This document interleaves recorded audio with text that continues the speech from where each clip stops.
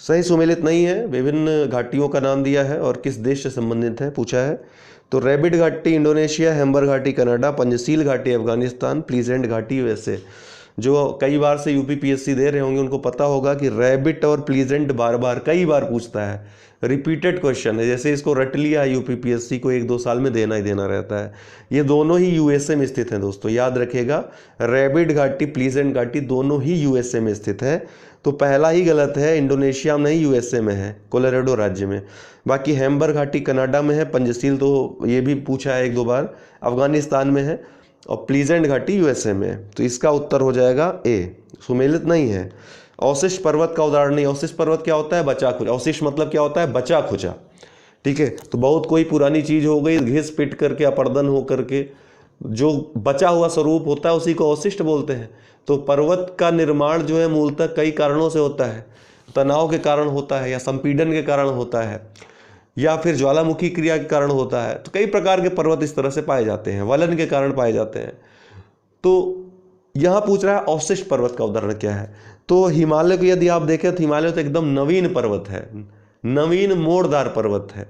ठीक है, 2 प्लेटों के अभिसरण से, अर्थात यूरेशियन प्लेट और जो इंडियन प्लेट है, इसके मिलने से बना है, अभिसरण से बना है, और अभी बन ही रहा है। हिमालय की निर्माण प्रक्रिया जारी है, नवीन मोड़दार पर्वत है। तो जो नवीन चीजें हैं वो उसको अपर्दन और घिसने पिटने का डर तो है नहीं ज़्यादा। ठीक है, नया मतलब नया, तो अवशिष्ट तो है नहीं। तो बाकी तीनों अवशिष्ट हैं। पश्चिमी घाट बहुत पुराना है, सह्याद्री। अरावली पर्वत तो अति प्राचीन प्री कैम्बियन युग का है, और पूर्वी घाट भी बहुत पुराना पर्वत है। हिमालय पर्वत जो है ये वलित पर्वत है, नवीन मोड़दार वलित पर्वत है। बाकी तीनों अवशिष्ट पर्वत के उदाहरण हैं। मानव द्वारा बनाए गए देखिए, पर्वत निर्माणकारी प्रक्रिया के बारे में हमने शायद पहले या दूसरे वीडियो में चर्चा की थी। आपको अगर लगातार वीडियोस देख रहे हैं प्लेलिस्ट में, अगर आप पहला यह वीडियो हमारा देख रहे हैं तो प्लेलिस्ट में सारे वीडियोस पड़े हैं, इस सीरीज़ के अवश्य देखें आप। यदि आप तैयारी कर रहे हैं, यूपीपीएससी या यूपीएससी या सिविल सर्विसेज आपका टारगेट है, तो अवश्य आपको देखना चाहिए। काफ़ी लाभदायक होगी आपके लिए सीरीज। आपको मैं बता दूं कि हमारे विभिन्न ग्रुप्स चल रहे हैं टेलीग्राम पे। यूपीपीसीएस प्री 2020 के लिए एडमिशन्स हो गए हैं, स्टार्ट हो गए हैं। आप कभी भी स्टार्ट कर सकते हैं जब आपकी इच्छा हो। ठीक है, 21 जून अभी एग्ज़ाम प्रस्तावित है, और लगभग इसी समय होने की संभावना है यदि सब कुछ ठीक हो गया, कोरोना के कारण जो हो रहा है। यूपीपीसीएस मुख्य परीक्षा 2020 से आप जुड़ सकते हैं आंसर राइटिंग प्रोग्राम से। आरओ 2016 जिसको देना है वो जुड़ सकते हैं, या जिसका 2020 में प्रोग्राम है वही 2016 में जुड़ करके कार्यक्रम से जो है, मतलब कि अपने लक्ष्य का अभी से शुरुआत कर सकते हैं उसकी तरफ। और सीसेट जिनका कमज़ोर है वो जुड़ सकते हैं। सीसेट वाले आपको मैं बता दूं, जो लोग सुन रहे हैं वो हमसे डायरेक्ट मैसेज के थ्रू बात कर सकते हैं। आप लोग बिल्कुल सुप्त हो गए हैं, मतलब कि एडमिशन लेने के बाद जैसे गायब हो गए हैं। तो कुछ आपको डाउट्स जो हम आपको वीडियोस प्रोवाइड कराते हैं, जो कराए हैं, उनके संबंध में कोई डाउट तो आप करिए, तभी तो हमको पता चलेगा आपका तैयार हो रहा है कि नहीं। तो नीचे व्हाट्सएप नंबर दिया, यहाँ संपर्क करके आप डिटेल्स मांग करके हमारे ग्रुप से जुड़ सकते हैं। मानव द्वारा बनाए गए उपग्रह स्थापित होते हैं। जो मानव उपग्रह बनाता है, कृत्रिम उपग्रह जिसको कहते हैं, वह कहाँ पर स्थापित होते हैं। तो आपको पता है 5 मंडल पाए जाते हैं, वायुमंडल परत जो हमारी है पृथ्वी की। तो सबसे नीचे का मंडल होता है क्षोभ मंडल होता है, जिसमें सभी लगभग मौसमी प्रक्रियाएं संपन्न होती हैं। उसके बाद समताप मंडल होता है, जहाँ पे आपका ओजोन परत, ओजोन लेयर पाया जाता है समताप मंडल के निचले भाग में। ठीक है, जो कि जो पराबैंगनी किरणें हैं सूर्य की खतरनाक, उनसे रक्षा करता है हमारी। उसके बाद आपका मध्य मंडल आ जाता है, फिर आयन मंडल आता है। ये आयन मंडल ही जिम्मेदार होता है जो विभिन्न स्पेक्ट्रम्स होते हैं उनको वापस भेजने में, और जो हमारी टेलीविज़न संचार माध्यम जो चालित होते हैं, ये आयन मंडल ही उसके लिए जिम्मेदार होता है। प्रश्न यहाँ से आता है। अंत में आपके होता है वायुमंडल। तो यही वायुमंडल में ही जो कृत्रिम उपग्रह हैं, मानव द्वारा जनित उपग्रह हैं, वो स्थापित किए जाते हैं। तो आयन मंडल के ऊपर वायुमंडल की जो सबसे ऊपरी परत है, यही इसी को वायुमंडल कहते हैं। इसकी ऊंचाई जो होती है लगभग 640 से या 650 से 1000 किलोमीटर के मध्य होती है।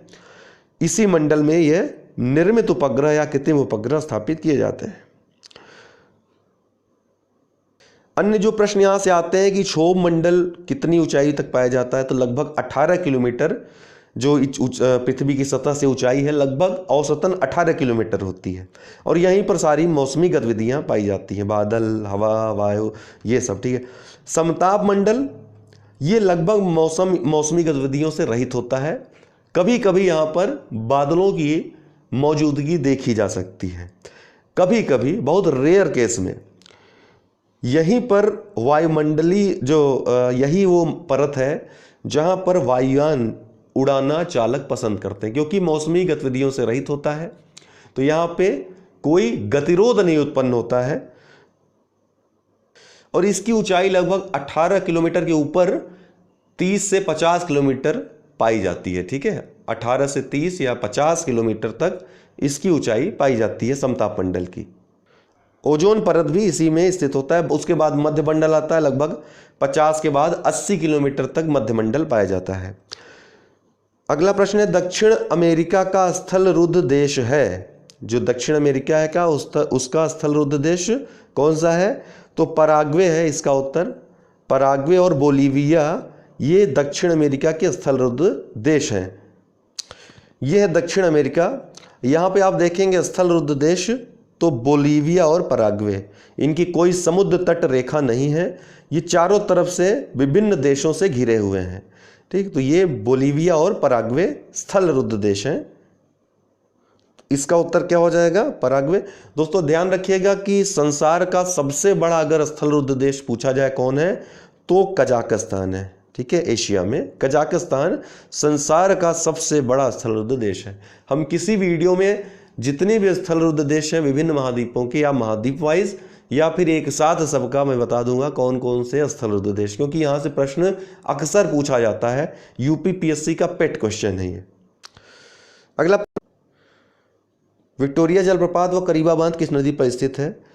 इस तरह के प्रश्न काफ़ी पूछे जाते हैं। तो ये जाम्बेजी नदी जो कि अफ्रीका में दक्षिणी भाग में बहती है, जाम्बेजी नदी, इस पर स्थित है करीबा बांध और विक्टोरिया जलप्रपात, ठीक है। लिम्पोपो नदी दोस्तों ये बहुत महत्वपूर्ण नदी है, क्योंकि ये मकर रेखा को 23.5 डिग्री दक्षिणी अक्षांश रेखा को 2 बार काटती है। जायरे नदी भी महत्वपूर्ण है इसी दृष्टि से कि विषुवत रेखा जो कि 0 डिग्री अक्षांश जिसको कहते हैं विषुवत रेखा, इसको 2 बार काटती है जायरे नदी।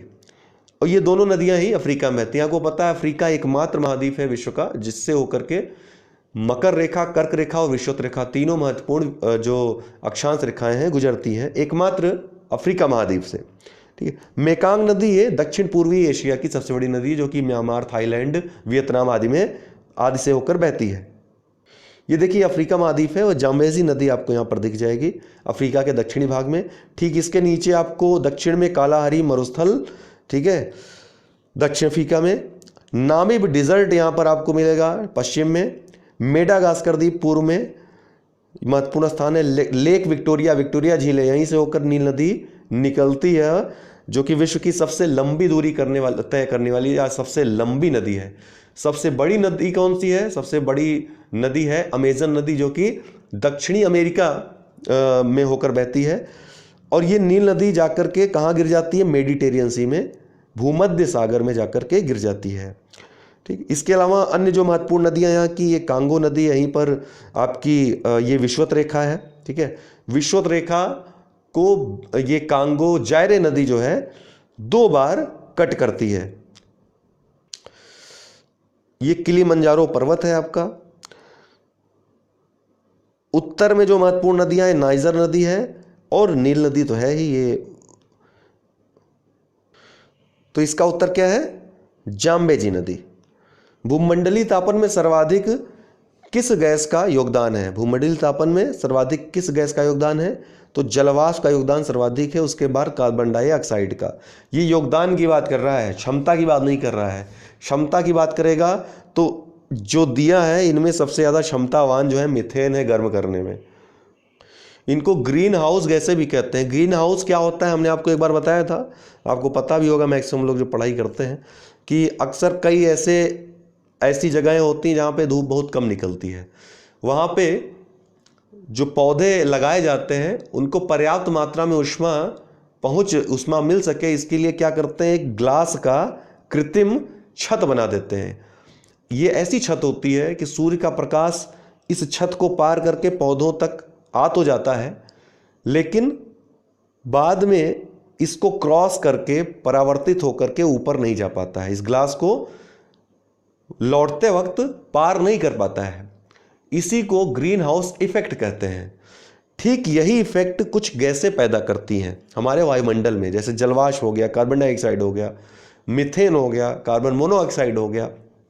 ये सब क्या करते हैं, सूर्य से जो आपतित प्रकाश होता है उसको पृथ्वी तक तो आने देते हैं, लेकिन पृथ्वी से जो परावर्तित प्रकाश होता है, जो कि दीर्घ तरंग दैर्ध्य का जो प्रकाश होता है, जो वापस होता है, उसको ये रोक देते हैं। इससे क्या होता है, भूमंडल में एक सामान्य ताप बना रहता है जीवन जीने के लिए।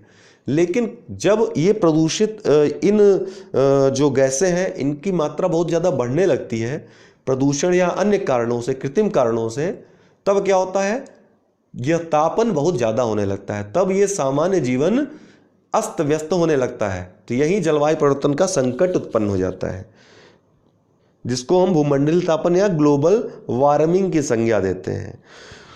तो पृथ्वी के तापमान में वृद्धि और इसके कारण मौसम में होने वाले परिवर्तन को ही भूमंडलीय तापन कहते हैं।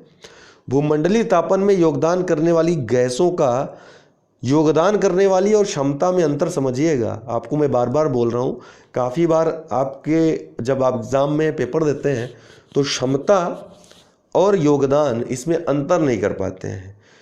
ठीक है, क्षमता मतलब कोई वस्तु हो उपस्थित या ना हो या बहुत कम मात्रा में हो। ठीक है, वो उसका क्षमता क्या है, कितनी वो इफेक्ट कर सकती है। योगदान क्या है, मतलब मौजूद रहकर योगदान देना। तो किनकी मौजूदगी से ज़्यादा भूमंडलीय तापन का जो प्रभाव है पड़ रहा है, यह पूछ रहा है ये। तो जलवाष्प की मात्रा सर्वाधिक है, इसी के कारण सबसे ज़्यादा भूमंडलीय तापन होता है।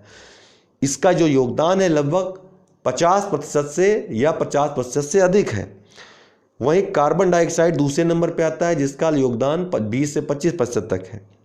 फिर मीथेन गैस का, चूंकि मीथेन की मात्रा बहुत कम है वायुमंडल में, इसलिए 4 से 5% इसका योगदान। फिर ओजोन, नाइट्रस ऑक्साइड, क्लोरोफ्लोरोकार्बन आदि गैसों का आता है।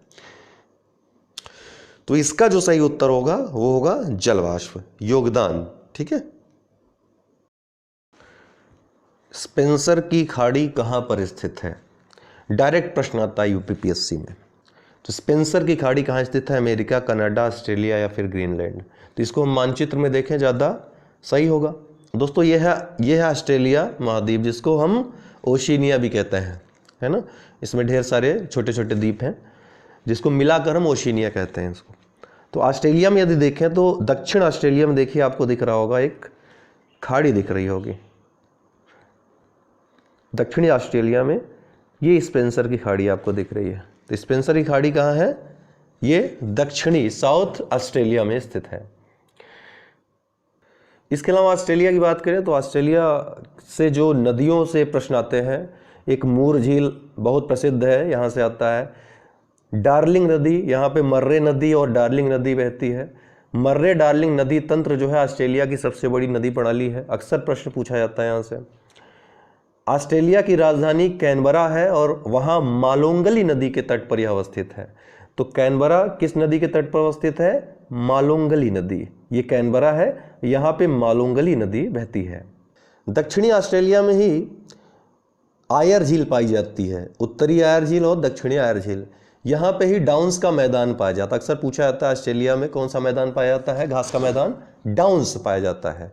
तो डाउन्स में ही ये आयर झील अवस्थित है। इसके अलावा वुड झील के बारे में जानते रहिए। विक्टोरिया नदी बहती है, फोर्टेस्क्यू नदी बहती है, मार्चिंसन नदी आप देख सकते हैं। इसके अलावा मैके झील हो गई, झीलों में मैके झील, ऑस्टिन झील, बार्ली झील, मूर झील, रेशेल झील, कैरेंजी झील। ये आपके आरओ अन्य परीक्षाओं बीईओ वगैरह के लिए बहुत महत्वपूर्ण है, डायरेक्ट पूछ लिया जाएगा। ब्लांचे झील कहाँ है, तो ब्लांचे झील भी ऑस्ट्रेलिया में है। ठीक है। नीचे दक्षिण में ऑस्ट्रेलिया के तस्मान सागर है। ठीक है, यही तस्मान बांध विश्व प्रसिद्ध स्थित है। नीचे न्यूजीलैंड है। दरअसल ये स्पेंसर खाड़ी एक रिफ्ट घाटी का उदाहरण भी है। भ्रंश घाटी जिसको रिफ्ट घाटी कहते हैं उसका उदाहरण है। ये क्या होता है, तो जब तनाव लगता है, जब भूमि में तनाव उत्पन्न होता है, प्लेट में तनाव उत्पन्न होता है, किसी भूखंड में तनाव उत्पन्न होता है, तो दो भूखंडों का क्या होता है, विपरीत दिशा में खिसकाव होता है, एक दूसरे से अलग होते हैं तनाव के कारण, टेंशन के कारण। इसी से क्या होता है कि एक तल ऊपर उठ जाता है या फिर एक तल नीचे रह जाता है। इससे क्या होता है कि भ्रंश घाटियों का निर्माण होता है। जो घाटी होती है, जो निचला हिस्सा होता है वो घाटी कहलाता है, भ्रंश घाटी कहलाता है। जो ऊपरी हिस्सा होता है वो भ्रंश पर्वत कहलाता है। तो यह एक स्पेंसर घाटी एक भ्रंश घाटी का उदाहरण भी है।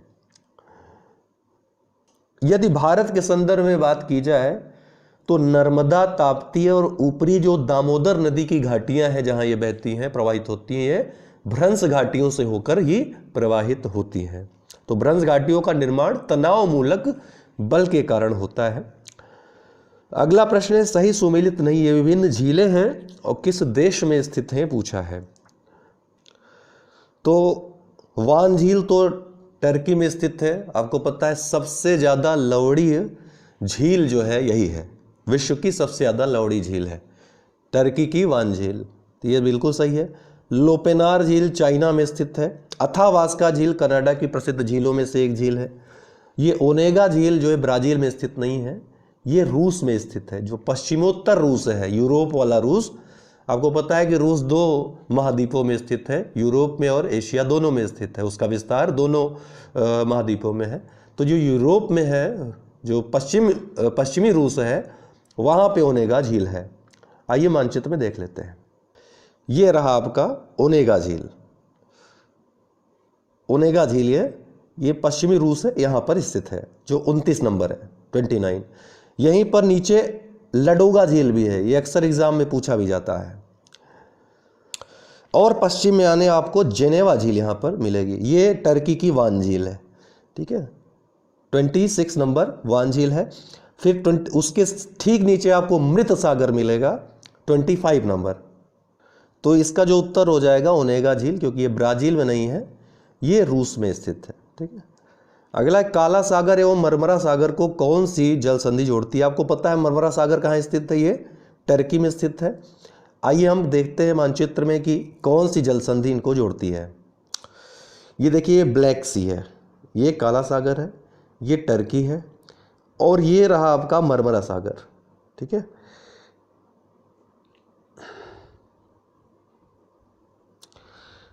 ये ब्लैक सी है, ठीक है, और ये सी ऑफ मरमरा है, ये आप जो देख रहे हैं सी ऑफ मरमरा है।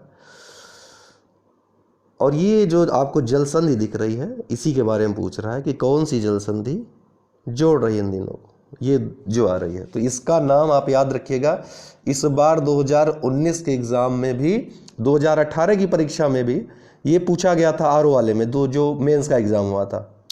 तो इसका नाम है बास्पोरस जल संधि। क्या नाम है, ये बास्पोरस जल संधि है दोस्तों, ठीक है ना। तो इसका उत्तर हो जाएगा सी, बास्पोरस जल संधि। बाकी की जो जल संधियां हैं, जो डेविस जल संधि है, ये बैफिन की खाड़ी और अटलांटिक महासागर को जोड़ती है। ओरेंटो जल संधि है, ये एड्रियाटिक सागर और ओयोनियन सागर को जोड़ती है। टॉरेंस जल संधि ये अराफुरा सागर और पपुआ की खाड़ी को जोड़ती है। दोस्तों ये जो टेस्ट हम आपको डेली दे रहे हैं, एमसीक्यूज दे रहे हैं, इनका मैं पूरा जखीरा तैयार कर रहा हूँ। इनको एक साथ मैं आपको ग्रुप में, काफ़ी लोग पूछ रहे थे, ग्रुप में नहीं दे रहा हूँ मैं, जो हमारे पेड ग्रुप हैं मेंबर्स उनके, तो उनको एक साथ दे दूंगा। ये जल्द ख़त्म हो करके भूगोल इतिहास वाला पार्ट समाप्त करवा के एक साथ दे दूंगा, तो ये आपके लिए रामबाण हो जाएगा। जो हमने पीडीएफ वगैरह दी है वो तो पढ़िए ही, साथ ही एमसीक्यूज भी आप सॉल्व करिए, वीडियोस देखते रहिए, आपका पूरा तैयार हो जाएगा एकदम। आप निश्चिंत रहिए, एग्ज़ाम आपका दौड़ कर क्वालिफाई आप करेंगे, ठीक है। तो आजकल थोड़े वीडियोस हमारे कम आ रहे हैं, मतलब कम लेंथ के आ रहे हैं, कम तो आ ही रहे हैं, लेंथ भी कम है, क्योंकि आवाज़ में आपको प्रॉब्लम दिख रही होगी। अभी हिस्ट्री वाला पार्ट करके समाप्त करते हैं, 1-2 दिन में ज़्यादा अच्छी स्थिति हो जाएगी तो फिर लंबा वीडियो आएगा, जियोग्राफी के पार्ट्स बढ़ेंगे, हिस्ट्री का कम होगा क्योंकि हिस्ट्री लगभग कगार पे पहुंच गया समाप्त होने के। जितने महत्वपूर्ण प्रश्न, जितने महत्वपूर्ण तथ्य हैं, सब पे हम चर्चा कर चुके हैं अभी। महत्वपूर्ण जो बस बाकी है उनमें आगे 7-8 वीडियो में चर्चा हो जाएगी। चलिए, अहरार आंदोलन की शुरुआत 1906 में जो अहरार आंदोलन था, काफ़ी प्रसिद्ध आंदोलन था, बंगाल का आंदोलन था यह। इसकी शुरुआत किसने की थी 1906 के आसपास? तो दोस्तों, राष्ट्रवादी मुसलमानों ने इस आंदोलन की शुरुआत की थी। ये बंगाल के राष्ट्रवादी मुसलमान थे। इनमें मौलाना मोहम्मद अली, हकीम अजमल खान, हसन इमाम, इसके अलावा मजहरूर हक, ये सभी नेतृत्व करता थे इसके। और इन नेताओं ने एक प्रस्ताव पारित किया था, ऐतिहासिक प्रस्ताव था वह, कि मुसलमानों को ब्रिटिश अर्थात अंग्रेजों की चाटुकारिता, चमचागिरी बंद कर देनी चाहिए और राष्ट्रीय आंदोलन में कांग्रेस के साथ कंधे से कंधा मिलाकर आगे चलना चाहिए। ठीक, तो ये सारी बातें आप याद रखिएगा इस आंदोलन के विषय में, अरहर आंदोलन के विषय में। ठीक है ना? तो इसका उत्तर क्या होगा? उपर्युक्त सभी। अगला है मराठा शक्ति के उत्तर की ओर बढ़ने की नीति का सूत्रपात किस मराठा पेशवा ने किया था? मराठा शक्ति के उत्तर की ओर बढ़ने की नीति का सूत्रपात मराठा के किस पेशवा द्वारा किया गया था? तो याद रखिएगा, पेशवा बाजीराव प्रथम, पेशवा बाजीराव प्रथम के द्वारा उत्तर की ओर बढ़ने की नीति का सूत्रपात किया गया था। आपने फिल्म भी देखी होगी, उसमें थोड़ा दिखाया भी था इस विषय में। तो बाजीराव प्रथम ने हिंदू पद पातशाही के आदर्श का प्रचार किया और उसे लोकप्रिय भी बनाया। इसने उत्तर की ओर बढ़ने की नीति का सूत्रपात किया, बाजीराव प्रथम ने। मुस्लिम लीग के प्रथम अध्यक्ष कौन थे? काफ़ी विवादित प्रश्न रहा है। आप पिछली बार देखे होंगे, जो प्रश्न पूछा गया था उसमें लोगों ने विवाद काफ़ी किए थे। काफ़ी यूट्यूब चैनल्स ने भी गलत गलत बता दिया था उसका उत्तर, लेकिन इसका उत्तर आप जान लीजिएगा कि पहले अध्यक्ष तो आगा खां थे दोस्तों, लेकिन आगा खां स्थायी अध्यक्ष थे। इसके जो प्रथम अध्यक्ष थे वह थे वकार उल मुल्क मुश्ताक हुसैन, जिनका नाम था वकार उल मुल्क मुश्ताक हुसैन, ये प्रथम अध्यक्ष थे। ठीक, यहाँ स्थायी या अस्थायी नहीं पूछा है, इस बात को आपको ध्यान में रखना है। ठीक है ना? तो वकार उल मुल्क ये प्रथम अध्यक्ष थे। मुस्लिम लीग की स्थापना जो हुई थी 30 दिसंबर 1906 ईस्वी में नवाब सलीमुल्लाह के नेतृत्व में ढाका में हुई थी। मुस्लिम लीग के प्रथम अध्यक्ष जो थे वकार उल मुल्क मुश्ताक हुसैन थे, जबकि इस लीग के जो स्थायी अध्यक्ष थे वह आगा खां थे। आगा खां को बनाया गया था। 1900 जैसे सच्चिदानंद, जैसे कांग्रेस में जैसे अपने जो संविधान सभा में थे, पहले जो अध्यक्ष थे वो सच्चिदानंद सिन्हा थे, लेकिन पहले स्थायी अध्यक्ष जो थे वे डॉक्टर राजेंद्र प्रसाद थे। दूसरे अधिवेशन में उनको स्थायी अध्यक्ष बना दिया गया, लेकिन एक दिन के लिए, एक अधिवेशन के लिए जो पहले अध्यक्ष बने थे सच्चिदानंद सिन्हा, लेकिन पहला अध्यक्ष तो उन्हीं को कहा जाएगा। इसी तरह है यहाँ भी। तो 1907 में मुस्लिम लीग का वार्षिक अधिवेशन कराची में हुआ था। 1908 में पूछता है अमृतसर में हुआ था। इसका मुख्यालय पूछता है तो लखनऊ में था इसका मुख्यालय। और साथ ही एक बात याद रखिएगा कि मुस्लिम लीग की एक शाखा लंदन में भी स्थापित की गई थी 1908 में, और उसकी अध्यक्षता जो की थी अमीर अली ने की थी। वहाँ पे जो अध्यक्ष थे अमीर अली थे। इतनी बातें याद रखिए। बम मैनुअल किस क्रांतिकारी से संबंधित पुस्तक है? बहुत अच्छा प्रश्न है। बम मैनुअल, देखिए याद रखिएगा, बम का दर्शन अर्थात फिलॉसफी ऑफ बम एक लेख था, वो भगवती चरण बोहरा का लेख था। जबकि बम मैनुअल जो पुस्तक थी ये P.N. वापट की पुस्तक थी। किसकी? P.N. वापट की पुस्तक थी। याद रखिएगा, आप कंफ्यूज मत होइएगा। भगवती चरण बोहरा का चूंकि नाम ज़्यादा आता है, बम के स्पेशलिस्ट थे, बम बनाने के स्पेशलिस्ट थे, और उनकी मृत्यु भी बम का परीक्षण करते हुई थी। बहुत ही वीर भी थे, बहुत टैलेंटेड थे, भगत सिंह के साथी थे। प्रत्येक केस में, यहाँ तक कि सैंडर्स की हत्या वाला केस था उसमें भी इनका नाम था, लेकिन न तो इनको अंग्रेज पकड़ पाए न इनको फांसी हुई। इनकी मृत्यु थी बम बनाते वक्त तथा बम का परीक्षण कर रहे थे, उसी दौरान इनकी मृत्यु हुई थी। इसके अलावा इनकी वाइफ भी, जो इनकी पत्नी थी, धर्मपत्नी, उनका नाम दुर्गा देवी था, वो दुर्गा भाभी भी कहकर उनको पुकारा जाता था, दुर्गा भाभी के नाम से फेमस थी। वो भी एक क्रांतिकारी महिला थी, क्रांतिकारी गतिविधियों में शामिल थी। तो इनकी वो वाइफ थी, ठीक है ना, इनकी वाइफ थी। तो बम मैनुअल के लेखक पीएन वापट थे। इन्हें ही वीर सावरकर ने हेमचंद्र कानूनगो के साथ बम बनाना सीखने के लिए लंदन से पेरिस भेजा था। तो याद रखिएगा, पूछता है कि किसको बम बनाना सीखने के लिए वीर सावरकर ने भेजा था लंदन से पेरिस, तो हेमचंद्र कानूनगो और पीएन वापट को, ठीक है ना। और इसकी अनेक प्रतियां उन्होंने भारत भी भेजी थी, जिसे ब्रिटिश सरकार ने जब्त कर लिया था पता लगाकर। इसकी एक प्रति जब बाल गंगाधर तिलक के पास पहुंची, उनको भेंट की गई, तो वे इसको देखकर भाव विभोर हो रहे थे। बहुत प्रशंसा, भूरी भूरी प्रशंसा की थी उनकी इस क्रांतिकारी इतनी वीरता पर, ठीक है ना। तो इसका जो उत्तर होगा पीएन वापट होगा। इस सब चीज़ों को आप कहीं नोट करते जाइए तो बहुत अच्छा हो। चंपारण सत्याग्रह में निम्नलिखित में से किसने महात्मा गांधी का साथ दिया था? देखिए, तीनों सत्याग्रहों का आप याद कर लीजिए। चंपारण का मैं बता रहा हूं, अभी आपका होमवर्क मैं दे रहा हूं कि इस प्रश्न को यहीं पर आप पॉज करिए और अभी पढ़िए कि चंपारण सत्याग्रह में कौन कौन साथ था, कौन कौन अहमदाबाद में साथ था, कौन कौन खेड़ा सत्याग्रह में साथ था। बहुत महत्वपूर्ण है, पूछता है बार बार, इसलिए मैं आपको बता रहा हूँ। अभी पढ़िए इसको, अभी पढ़िए, अभी नोट करिए अपने नोटबुक में। तो चंपारण सत्याग्रह में निम्नलिखित में से किसने महात्मा गांधी का साथ दिया था? तो इसमें से दोस्तों राजेंद्र प्रसाद व अनुग्रह नारायण सिंह, ये दोनों साथ थे, राजेंद्र प्रसाद और अनुग्रह नारायण सिन्हा। चंपारण सत्याग्रह 1917 ईस्वी में नील जो कर्मी थे, जो नील के किसान थे, खेती करते थे, उनकी समस्याओं के समाधान के लिए चंपारण के एक किसान जिनका नाम राजकुमार शुक्ल था, उन्होंने गांधी जी से लखनऊ में भेंट की थी कांग्रेस के अधिवेशन में और उनसे चंपारण आने का आग्रह किया था। चंपारण में गांधी जी गए इनके बुलावे पे। वहाँ पर पहला जो है प्रयोग भी चंपारण सत्याग्रह को कहा जाता है। भारत में जो गांधी जी का पहला सत्याग्रह भी कहा जाता है, इसको पहला प्रयोग कहा जाता है।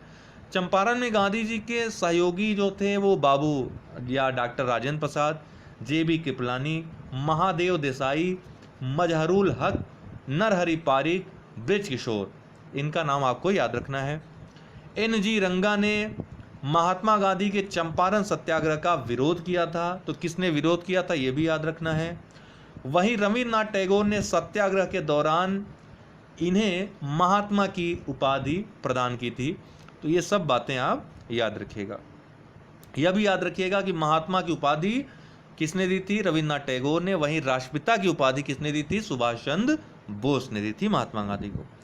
अखिल भारतीय किसान सभा की प्रथम सत्र की अध्यक्षता किसने की थी? यह भी बहुत ही फेमस प्रश्न है। तो किसने की थी दोस्तों? स्वामी सहजानंद सरस्वती ने की थी, ठीक है ना। अखिल भारतीय किसान सभा की प्रथम सत्र की अध्यक्षता स्वामी सहजानंद सरस्वती ने की थी।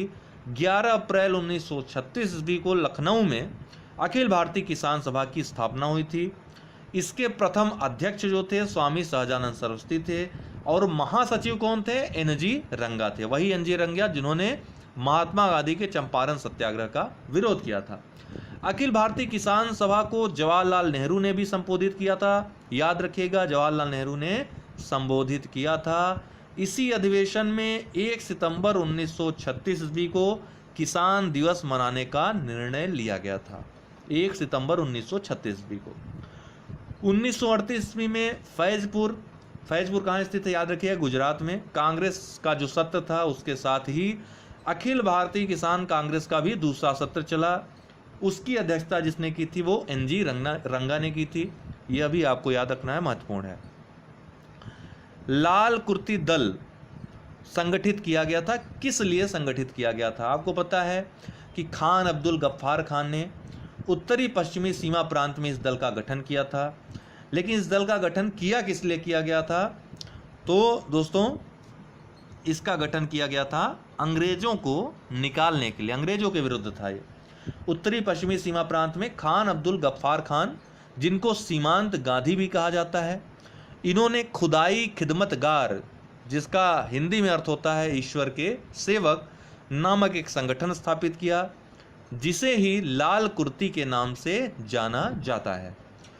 ये स्वयं सेवक लाल कुर्ती पर, आप उनकी जब फोटो देखेंगे आप लाल कुर्ती में हमेशा उनको, तो ये स्वयं सेवक लाल कुर्ती पहनते थे।